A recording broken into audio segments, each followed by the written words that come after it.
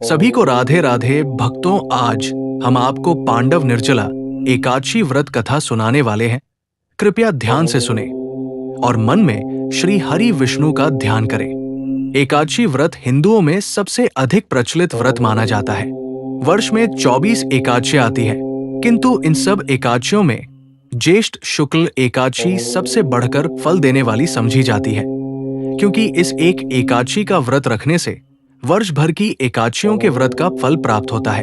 निर्जला एकादशी का व्रत अत्यंत संयम साध्य है। इस युग में ये व्रत संपूर्ण सुख भोग और अंत में मोक्ष कहा गया है। कृष्ण पक्ष और शुक्ल पक्ष दोनों पक्षों की एकादशी में अन्न खाना वर्जित है। व्रत कथा। निर्जला एकादशी व्रत का पौराणिक महत्व और व्याख्यान भी कम रोचक नहीं है। जब सर्वज्ञ वेदव्यास ने पांडवों को चारों पुरुषार्थ धर्म, अर्थ, काम और मोक्ष देने वाले एकादशी व्रत का संकल्प कराया था, तब युधिष्ठिर ने कहा, जनार्दन, ज्येष्ठ मास के शुक्ल पक्ष में जो एकादशी पड़ती हो, कृपया उसका वर्णन कीजिए।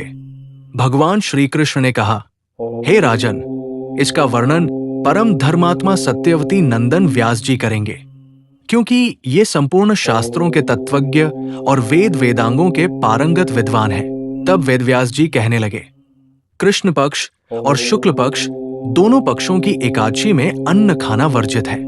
द्वादशी के दिन स्नान करके पवित्र हो और फूलों से भगवान केशव की पूजा करें। फिर नित्य कर्म समाप्त होने के पश्चात पहले ब्राह्मणों को भोजन देकर अंत में स्वयं भोजन करें। ये सुनकर भीमसेन बोले, परम बुद्धिमान पितामह, मेरी उत्तम बात सुनिए। राजा युधिष्ठिर, माता कुंती, द्रौपदी, अर्जुन, नकुल और सहदेव ये एकादशी को कभी भोजन नहीं करते तथा मुझसे भी हमेशा यही कहते हैं कि भीमसेन एकादशी को तुम भी न खाया करो, परंतु मैं उन लोगों से यही कहता हूं कि मुझसे भूख नहीं सही जाएगी। भीमसेन की बात सुनकर व्यास जी ने कहा, यदि तुम नरक को दूषित समझते हो और तुम्हें स्वर्गलोक की प्राप्ति अभीष्ट है, और तो दोनों पक्षों की एकादशियों के दिन भोजन नहीं करना चाहिए। भीमसेन बोले, महाबुद्धिमान पितामह, मैं आपके सामने सच कहता हूं, मुझसे एक बार भोजन करके भी व्रत नहीं किया जा सकता, तो फिर उपवास करके मैं कैसे रह सकता हूं? मेरे उदर में वृक नामक अग्नि सदा प्रज्वलित रहती है। जब मैं बहुत अधिक खाता हूं, तभी ये शांत होती है। इसलिए महामुनि, मैं पूरे वर्ष भर में केवल एक ही उपवास कर सकता हूं, जिससे स्वर्ग की प्राप्ति सुलभ हो तथा जिसके करने से मैं कल्याण का भागी हो सकूं। ऐसा कोई एक व्रत निश्चय करके बताइए, मैं उसका यथोचित रूप से पालन करूंगा। व्यास जी ने कहा, भीम, ज्येष्ठ मास में सूर्य वृष राशि पर हो या मिथुन राशि पर शुक्ल पक्ष में जो एकादशी हो, उसका यत्न पूर्वक निर्जल व्रत करो। केवल कुल्ला या आचमन करने के लिए मुख में जल डाल सकते हो। उसको छोड़कर किसी प्रकार का जल विद्वान पुरुष मुख में न डाले, अन्यथा व्रत भंग हो जाता है। एकादशी को सूर्योदय से लेकर दूसरे दिन के सूर्योदय तक मनुष्य जल का त्याग करे तो ये व्रत पूर्ण होता है। तदंतर द्वादशी को प्रभात काल में स्नान करके ब्राह्मणों को विधि पूर्वक जल और सुवर्ण का दान करें। इस प्रकार सब कार्य पूरा करके जितेंद्रिय पुरुष ब्राह्मणों के साथ भोजन करें। वर्ष भर में जितनी एकादशियां होती है, उन सबका फल निर्जला एकादशी के पालन मात्र से मनुष्य प्राप्त कर लेता है। इसमें तनिक भी कोई संदेह नहीं है। शंख, चक्र और गदा धारण करने वाले भगवान केशव ने मुझसे कहा था कि यदि मानव सबको छोड़कर एकमात्र मेरी शरण में आ जाए और एकादशी को निराहा रहे, तो वो सब पापों से छूट जाता है। एकादशी व्रत करने वाले पुरुष के पास विशालकाय, विकराल आकृति और काले रंग वाले दंड पाशधारी भयंकर यमदूत नहीं जाते। अंतकाल में पीतांबरधारी, सौम्य स्वभाव वाले, हाथ में सुदर्शन धारण करने वाले और मन के समान वेगशाली विष्णुदूत आखिर इस वैष्णव पुरुष को भगवान विष्णु के धाम में ले जाते हैं। निर्जला एकादशी को पूर्ण यत्न करके उपवास और श्रीहरि का पूजन करो।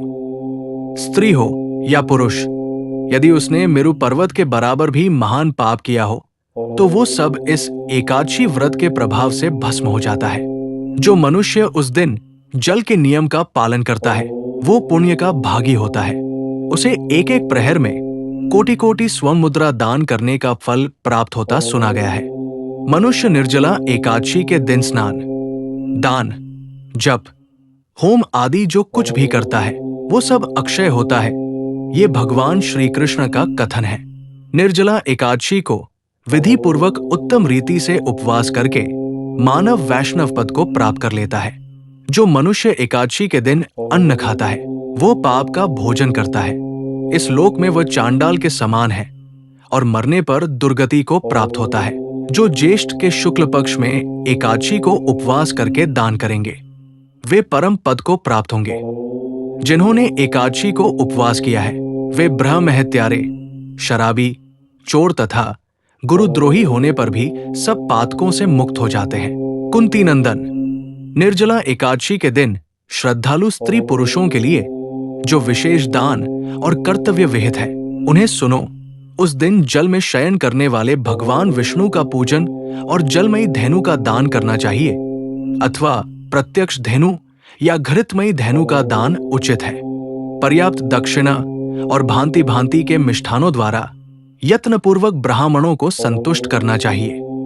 ऐसा करने से ब्राह्मण अवश्य संतुष्ट होते हैं और उनके संतुष्ट होने पर श्रीहरि मोक्ष प्रदान करते हैं। जिन्होंने शम, दम और दान में प्रवृत्त हो श्रीहरि की पूजा और रात्रि में जागरण करते हुए इस निर्जला एकादशी का व्रत किया है उन्होंने अपने साथ ही बीती हुई 100 पीढ़ियों को और आने वाली 100 पीढ़ियों को भगवान वासुदेव के परम धाम में पहुंचा दिया है।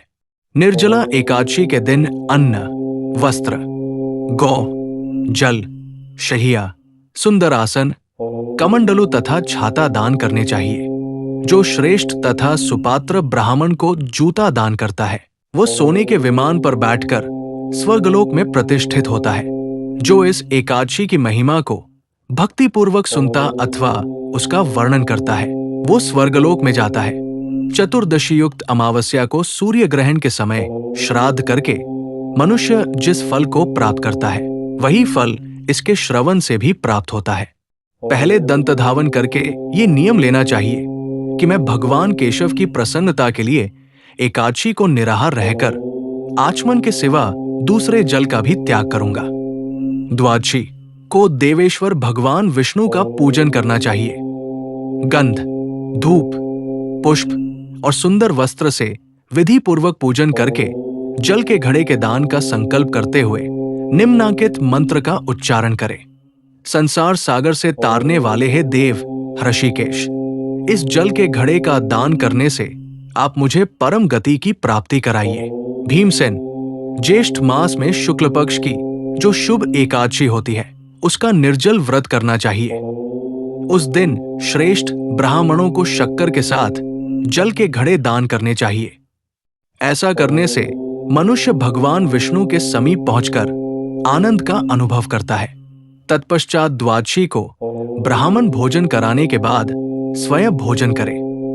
जो इस प्रकार पूर्ण रूप से पापनाशिनी एकादशी का व्रत करता है वो सब पापों से मुक्त हो आनंदमय पद को प्राप्त होता है। ये सुनकर भीमसेन ने भी इस शुभ एकादशी का व्रत आरंभ कर दिया। तब से ये लोक में पांडव द्वादशी के नाम से विख्यात हुई। ज्येष्ठ शुक्ल पक्ष एकादशी के ही दिन भगवान श्री कृष्ण ने देवी रुक्मणी का हरण किया था। अतः ये एकादशी रुक्मणी हरण एकादशी के नाम से भी जानी जाती है। अगर आपको ये कथा अच्छी लगी हो तो वीडियो को लाइक करें, चैनल को सब्सक्राइब करें और अपने दोस्तों के साथ शेयर करना न भूलें। जय श्री राम।